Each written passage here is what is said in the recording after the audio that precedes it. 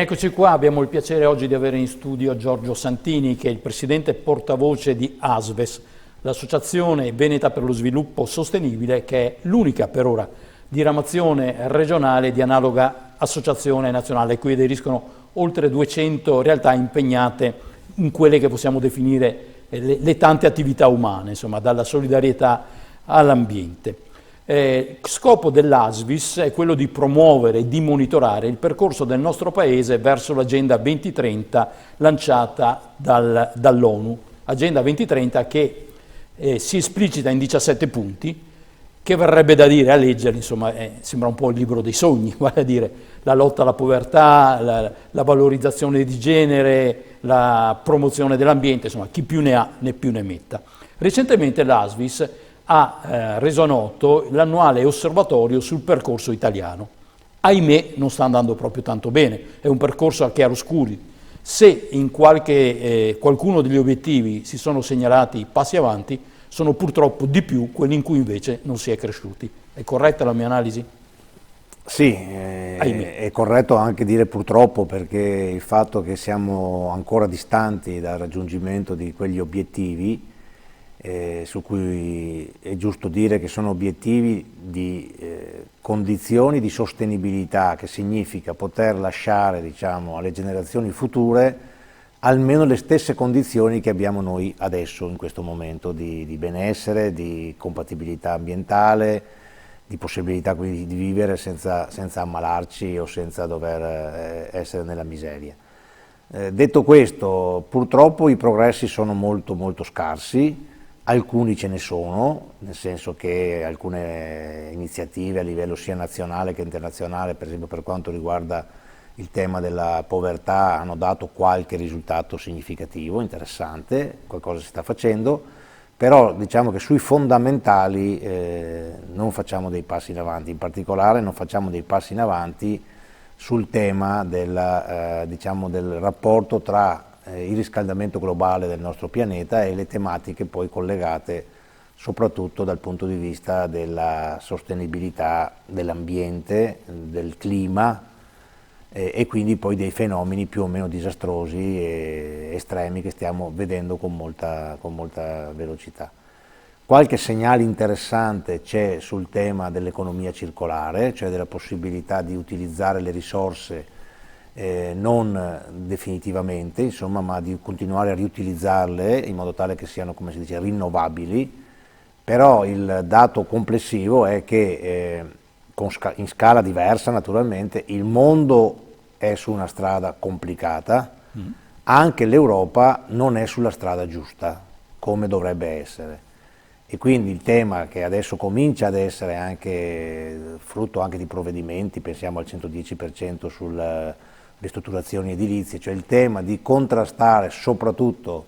il surriscaldamento del nostro pianeta, quindi controllando le emissioni, abbandonando le fonti fossili e investendo sulle energie rinnovabili, è il tema dei temi sui quali tutti ci dobbiamo misurare, lo vediamo insomma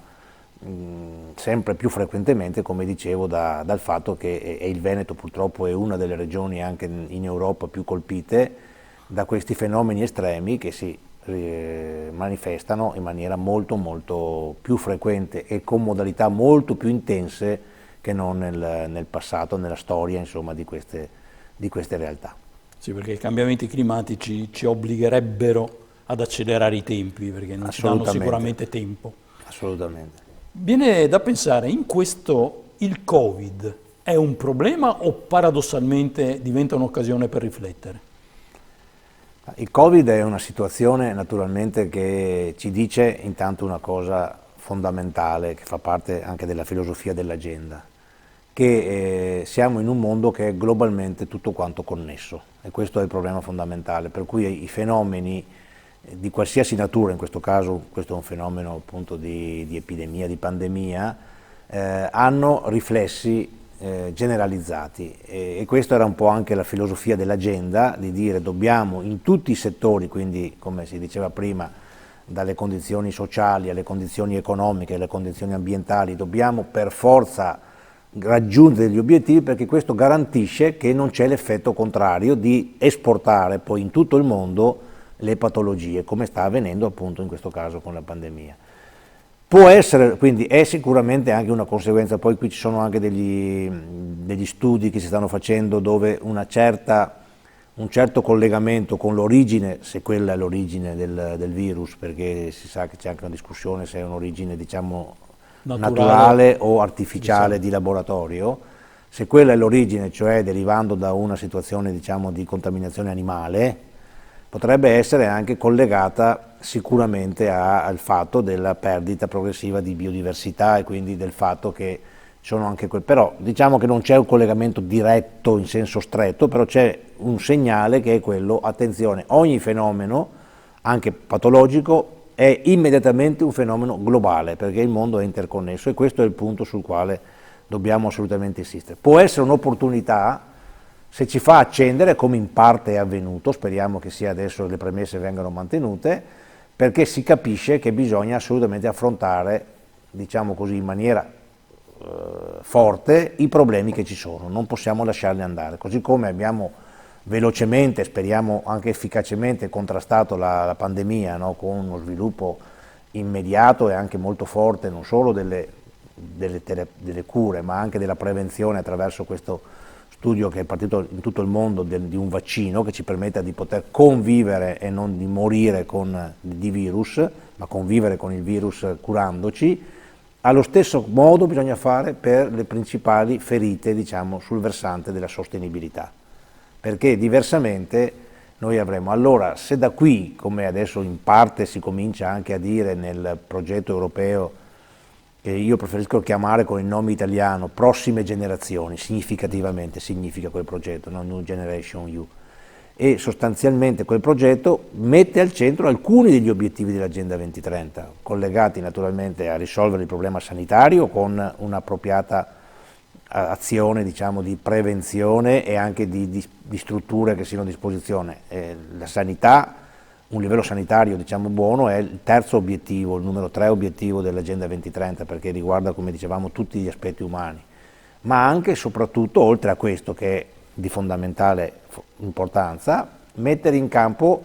in tempi stretti, diciamo stretti come abbiamo fatto con il Covid, cioè immediati, azioni su cambiamento climatico, consumo di suolo, necessità di fonti rinnovabili non fossili, ma anche uguaglianza sociale, perché attenzione che la sostenibilità è anche la possibilità che ogni persona possa vivere con un reddito dignitoso. Diversamente le disuguaglianze comportano poi grandissime problematiche naturalmente in capo alle persone di povertà, ma anche in capo alle tensioni che possono esprimere socialmente in paesi che diventano sempre più poveri e quindi diventano poi anche quindi abbiamo necessità dal Covid di imparare la lezione. Di fronte a questi fenomeni globali bisogna agire globalmente ma anche territorialmente, cioè nei paesi, con velocità, che oggi purtroppo non abbiamo. A proposito, abbiamo ancora 3 minuti, ma volevo sapere, il Veneto in questo come si colloca? Ad esempio, ahimè, sul consumo del suolo è la regione che nell'ultimo anno ne ha urbanizzato di più. Il Veneto intanto noi abbiamo fatto questa associazione proprio per avere un osservatorio, diciamo, di questi indicatori il più possibile aderente alla realtà, cioè vicino ai territori. E questo è anche lo scopo, diciamo, della nostra associazione. Il Veneto per alcuni versi diciamo, ha indicatori interessanti, comunque difficilmente anche il Veneto raggiunge la cadenza degli obiettivi, però ha alcune realtà, io ne cito 3 sostanzialmente, che sono effettivamente molto, molto pesanti. La prima è questo tema diciamo, del cambiamento climatico, no? Del surriscaldamento. Noi complice anche la conformazione del Veneto, cioè siamo questa pianura molto, molto, molto piatta, molto bassa, che gran parte sotto il livello del mare. In cui ristagna moltissimo diciamo, l'inquinamento prodotto dalle emissioni, no? E quindi abbiamo primo problema e dobbiamo affrontarlo con più decisione assolutamente, non solo chiudendo il traffico, anche, ma col discorso della transizione energetica che va avviata subito sia per le abitazioni sia per le automobili, per tutte le fonti di emissioni, quindi qui siamo in ritardo, dobbiamo intervenire. a partire dalle città ovviamente, che sono la fonte più importante di emissione. Ecco, e poi siamo fuori, diciamo proprio fuori strada completamente sul consumo di suolo, nel senso che storicamente questo dipende anche dalla conformazione economica, tante piccole imprese che hanno utilizzato molto territorio, però adesso che sta avvenendo un fenomeno invece anche di concentrazione, per esempio delle imprese eccetera, quello che è incredibile è che noi non facciamo mettere le imprese nelle vecchie zone che abbiamo impegnato, no, industrializzando il territorio, ma quelle zone diventano zone abbandonate e noi consumiamo altro suolo per fare i nuovi insediamenti. Quindi qui ci vuole una legislazione che non c'è in questo momento, che sia molto forte rispetto alla necessità di rigenerare il territorio senza consumo di suolo. Le trasformazioni ci saranno sempre in un territorio, cambieranno le abitazioni, cambieranno le strutture produttive, cambieranno, però questo deve avvenire senza ulteriore consumo di suolo, perché noi ne abbiamo già consumato troppo e il degrado che in qualche modo si verifica anche nelle zone montane e collinari e i fenomeni estremi che trovano in Veneto un bacino molto forte sono la dimostrazione. Non abbiamo davvero su questo più tanto tempo, se non quello poi di piangere, come quest'anno e come l'anno scorso e come l'altro anno, fenomeni pesantissimi che danno molti più danni delle risorse che dovremmo impiegare per affrontare subito il problema. Ok, grazie. C'era un terzo punto o avevamo concluso? C'era poi no, l'altro punto su cui siamo in difficoltà, che è un'eccellenza veneta, ma risulta dal rapporto invece una difficoltà, è il tema dell'agricoltura. Perché? Perché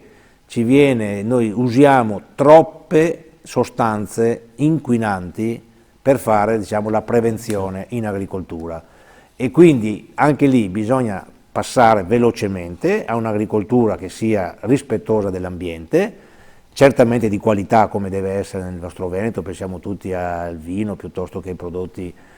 alla frutta eccetera eccetera, però senza usare troppi fertilizzanti che sono sostanze nocive che entrano poi in atmosfera.